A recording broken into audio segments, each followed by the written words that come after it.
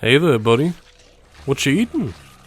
Well, I certainly know what's eating me, the fact that I recorded an entire part of Resident Evil Zero, and you wanna know something? The microphone fucked up on me and nothing fucking recorded. Greetings, I am Solidus-Skully. Welcome back to the Resident Evil Zero Chronicles, where I am very fucking pissed off. I'm gonna re-record this later, when I'm feeling a little bit more zen. I just wanted to add this little addendum, because, well, it's time for me to go to work, and, well, I'm feeling quite angry at the moment. See you later. Okay, it's one day later, I'm fine, I'm calm, I'm good. Why did everything have to fucking... Okay, that's play anger, but... Yeah, I've had some time to collect my thoughts. Again, audio problems, they happen. It just really sucks when it happens, and, you know, I mean, I recorded a full-on part, and this is one of the...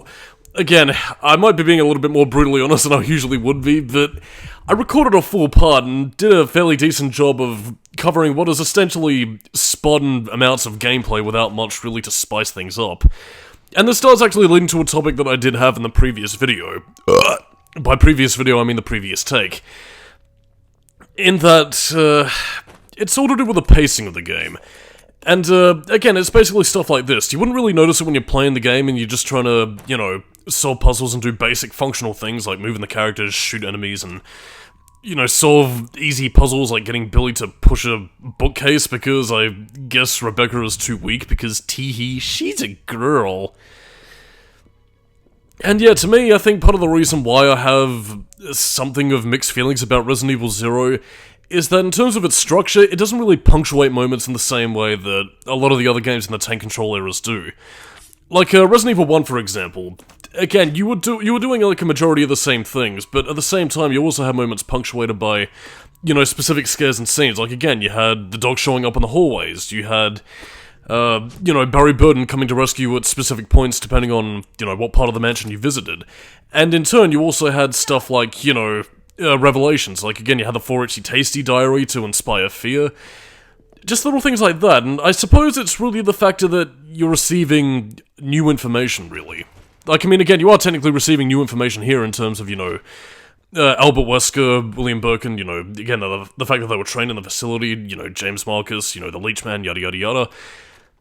I suppose, in some aspects, it might feel that Resident Evil Zero just feels a little bit old hat, which was actually one of the criticisms of the game, that both in terms of its gameplay and structure, that it did feel a little bit been there, done that. You know, in tandem with the, well, mixed reception to the whole partner mechanic.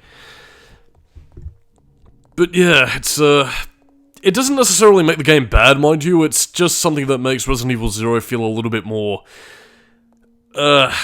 pedestrian than in fact it should. I mean, Resident Evil Zero does have its surprises and moments, you know, that really do hold the game up on its own. It's just that, in a kind of a similar manner to Resident Evil 3, really, it front-loads a lot of that exciting stuff towards the end of the game, rather than kind of pacing it out all throughout the adventure, so that no one moment feels, you know, too boring, or like you're just, you know, having white noise gameplay for the sake of itself. And, yeah, I mean... I suppose maybe the fact that it is generally just a mansion setting, I mean, even players in 2002 probably would have found this to be a little bit cut and dry because, well, again, the remake was released in the exact same year, so players would have been used to this. This isn't exactly anything exciting, and I suppose it does also run the risk of making Resident Evil Zero feel a little bit more like an expansion pack as opposed to a completely new game, but I don't know, I feel like that'd be, saying that as a criticism would be selling Zero a little bit too short, but at the same time, though, I feel like comparisons can't really be helped, since, again, it does share the same graphical style of the 2002 remake. It is obviously meant to be connected and, you know, throwing in elements of new continuity and all that kind of stuff, so... Yeah, I kind of feel like Resident Evil Zero was kind of cursed by its own hubris. I mean, it's not like a Code Veronica thing where it, you know... excuse me. You know, where it was trying to be, you know, the next big step forward, but was just sort of overshadowed by the fact that it wasn't a numbered title. I don't know, it's kind of a shame, really. Zero does have a lot of things to offer, it's just that... And again, I was actually talking about this also in the previous take of this commentary, that it is one of the few games that could honest to God benefit from a remake. I mean, again, I brought it up before, I can only really sort of remember, because that was so many whiskey sours ago that I coughed up blood. I don't know, maybe fleshing out the pond mechanic a little bit more. That's really kind of all that I have, really. I guess also, I wouldn't say change up the structure too much, but I suppose maybe just giving up a few more moments of spice just to really sort of let the atmosphere sink in. Although, speaking of Resident Evil remakes, though, it does make me wonder which one is going to happen next. I know they've done 4, but it does make me wonder whether they're going to go back and do Code Veronica or Zero, or if they're just going to go purely by number titles and go for Resident Evil 5 next. Which, I mean, I wouldn't be against. I mean, I do genuinely like Resident Evil 5, so I'd be interested to see what they could do with a potential remake, although I don't know, I feel like Code Veronica and Zero could probably do with it a little bit more. I mean, they are the games that even though I do love Code Veronica to death and it is my favourite game in the series, I'd be curious to see what they could do to improve upon it, or at least modernise it in the way that they have the other remakes. Anyway, onto more gameplay-ish relevant things. You remember that door all the way in the first floor hallway?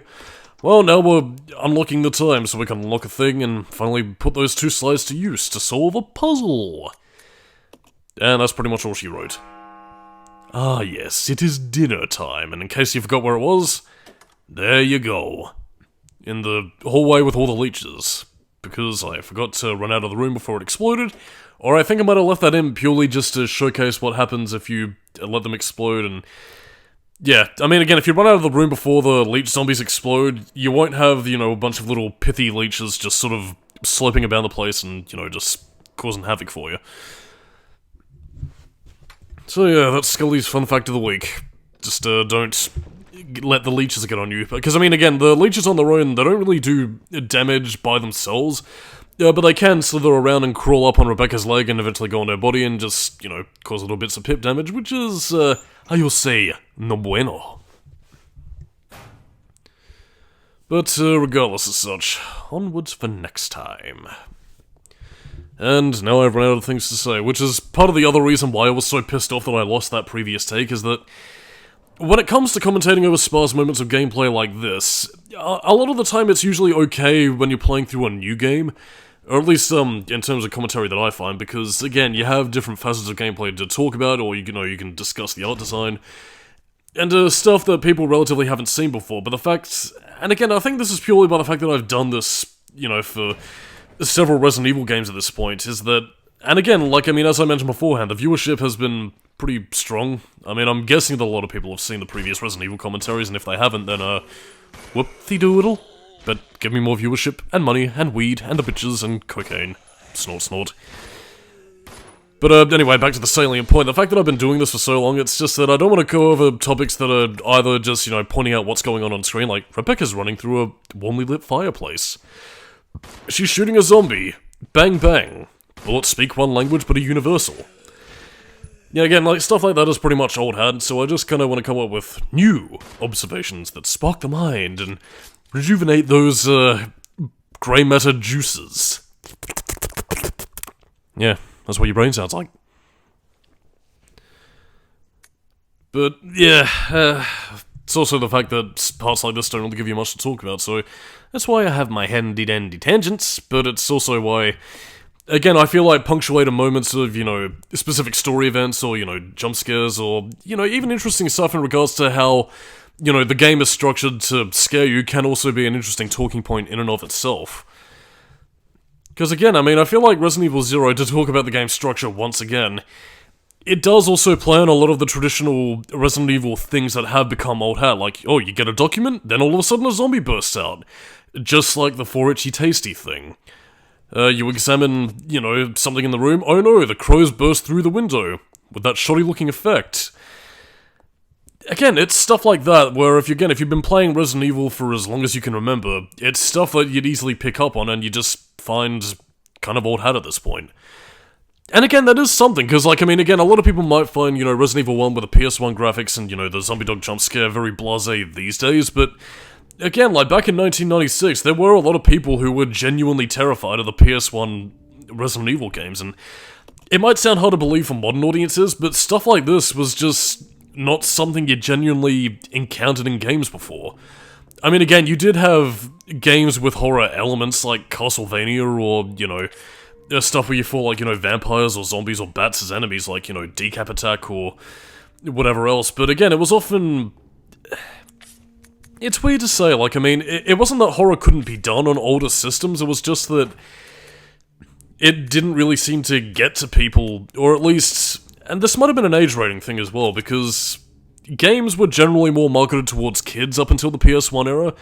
And again, it wasn't really until, you know, the PlayStation 1 especially, you know, with Resident Evil, Tomb Raider and whatever else, that older audiences started to have games that appealed to them. And again, gaming still being done by a lot of kids at the time, stuff like Resident Evil was stuff that was seen as a rite of passage, and I'm sure any kid who remembers peering through the cracks, you know, watching their parents see a horror movie on television or whatever, could relate to that feeling of, you know, being scared at seeing stuff that's obviously a bit too graphic for them, but, you know, it just shocks them to the core in a way that horror movies are supposed to do.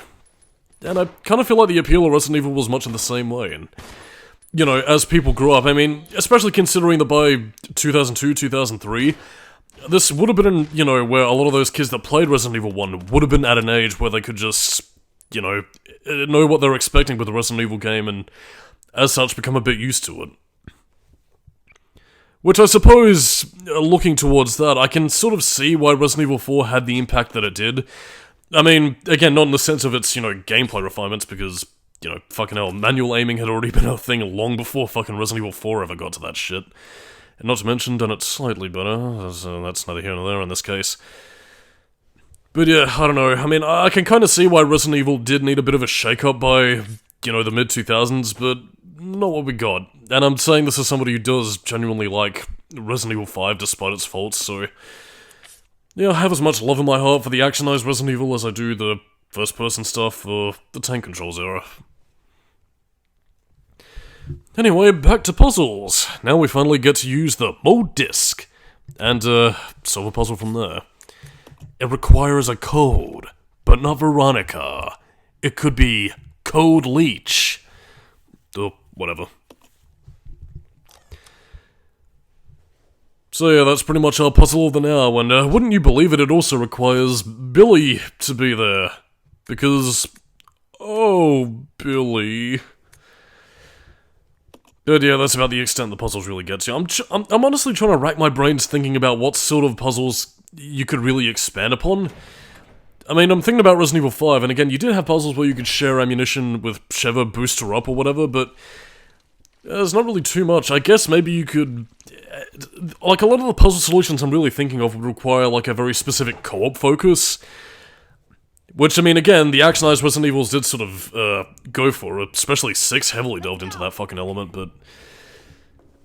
I don't know, I'm thinking in terms of more specifically puzzle design. And again, I can't really think of much, if anything, that you can really do with either an AI control partner or just specifically micromanaging, because I feel like if you made the puzzles too complex, they'd be a little bit too fiddly and people would get bored too easily, but make them too simple and it just becomes gimmicky, which is essentially what this is. Put Billy in a place to have him press a thing, and then Rebecca presses another thing or collects the thing that Billy's pressing the button to get the thing to hop the frog on the log back in the house that Jack built. So, I mean, again, the gimmick is just sort of... it is what it is. It's neither terrible nor fantastic, so... it exists. And again, I don't know whether that's just either the biggest damning flaw of the puzzle system of Resident Evil Zero. It might just be that... I don't know... adequacy is a flaw in and of itself, which is it really bad to berate something for doing what it says on the tin? I mean, I suppose not. I mean, again, like, I mean, when you're playing the game for yourself, it's not really too big of a hassle. It's, but it's just so basic. It doesn't, it lacks the art. It is not the good game design that makes you go, mwah! Fucking hell, what's a popular game these days, because I'm a bit of a fucking dinosaur. Dick Souls, fucking Dinosaur Trench. I don't know modern gaming. Yeah, as you can probably tell by the vast majority of my game choice. I do still play a couple of modern games, it's just that I'm old, a dinosaur, and I'm grouchy. Fucking kids. Should kill them all. Like I said during the Silent Hill commentary. Which I actually did get around to rewatching recently, and holy mother of God, that, Teenage Skully was very angsty. I'll just leave that there. But with that puzzle out of the way, we now finally open some more doors, which will lead us to more rooms to get puzzles to solve items and access more of the place. You see, that's why it's important to find things to talk about and fill up space in sections like this. This is... I'd like to say that this is probably the absolute worst of the fuck-aroundy, explore in the dark and try and make your lay of the land parts, but there might be a few more of these here and there.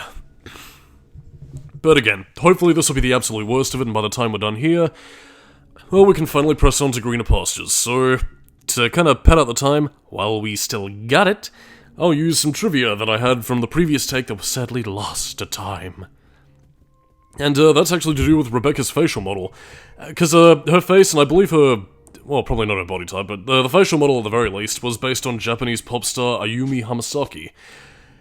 And you might be wondering why this is really relevant at all, since Capcom is quite familiar, even to this day, using facial models for characters like, you know, Jill, Claire, and even Chris Redfield having the face of Ruben Langdon, which kind of makes comparing Dante and Chris's facial model in Code Veronica and especially Resident Evil 5 kind of weird. But yeah, because of the fact that Capcom didn't renew the license for Ayumi's face, because I suppose they only had the rights to use it for the one game and nothing more, yeah. What they decided to do to hide the fact that they were basically using her face and had no means of changing it was basically to put a lot of mascara on her character model. And I guess that was just transformative enough so that in the HD version they could technically use Rebecca's character model, because you couldn't exactly have Resident Evil Zero without Rebecca, and that's kind of... Again, is adding more mascara really transformative enough? I mean, it is noticeable when you compare the GameCube footage to the HD version, but still, if that's all it takes, then... what the fuck? Well, I mean, I suppose it can't be helped, but I mean, at the same time, it does also raise questions about whether or not, like, the newer remakes are gonna get re-releases at any point in the future, because, I mean, just think 10 to 20 years down the line when, you know, we have, you know, the current, facial models for, you know, Jill, Claire, Leon, and whatever else. Does that mean the games aren't gonna get re-released? Because, I mean, I do know that companies do tend to get in a bit of legal trouble every now and again, the most famous example, I think, being... with the Silent Hill 2 HD collection, where they tried to change the voices, so does the appearance not matter? Is it the performance itself? Or is it, like, because of the fact that Ayumi Hamasaki is a Japanese pop star, and they tend to have, like, very different legal statuses, like, you know, the whole idol culture that Japan is very fond of? Is that more of a thing where they're owned by a specific company and can do as they please? I don't know. Curious, but... questions for another day, I suppose. Anyway, as you just saw outside, not only is there a key item that we need similar to the emblems of Resident Evil 1, the Navy SEAL proofs of Code Veronica, but indeed we also saw that, yeah, the training facility was cut off from land. Which kind of strikes me as something that Marcus would have intentionally done, given the nature of his research in this place. But at the same time, though, it does also kind of run the gamut a little bit, because, oh, look at that. It just so happens that in the Arklay Mountains, another mansion was there, close in proximity to the Spencer Mansion, and it's... nearby. Well, I mean, again, I guess the fact that it's inaccessible probably helps that it was hidden from the public view, and even in that case, like, I mean, given some documents of not only Resident Evil 1 with a 4-itchy tasty guy pointing out that people had been shot if they tried to leave while infected with the T-virus, but I suppose in turn the fact that people either went missing or were, you know, zombie chow. Yeah, probably couldn't keep that very hidden for long, although then again, given the fact that Leechman did leak the T-virus, it's probably all part of some hideous revenge. Anyway, a new part of the mansion. Whoopee. Not really too much to say here, but the part's almost over, and thankfully I've managed to ramble my way to victory once again. Thank goodness. But yeah, hopefully more exciting things to come in the next part, and if not, then, well, we're screwed. Anyway, this is another puzzle, and it's reliant on your knowledge of chess, or at least picking out the right pieces. Primarily because I'm not actually very good at chess, I fail this. But what better way to leave you on a cliffhanger than my stupidity? Because I'm stupid. But yeah, look on the desk, you see a chess game already in progress, and that's pretty much meant to be your clue as to where these pieces are meant to go. But unfortunately for me, I'm stupid. In fact, I've only ever played chess like a handful of times, and even then, the closest I ever came to winning was a stalemate, and even then I wasn't very good. I do know which pieces I'm meant to be moving, it's just, well, it's a little bit tense and I make the wrong choice, because again, the chessboard obviously tells you which piece you're supposed to move, but yeah, I was foolish. Foolish and stupid. So on that note, I am Solidus-Skully, keep it new metal, and next time on the Resident Evil Zero commentary, how will Rebecca get out of this one? The poisonous gas will kill her next time!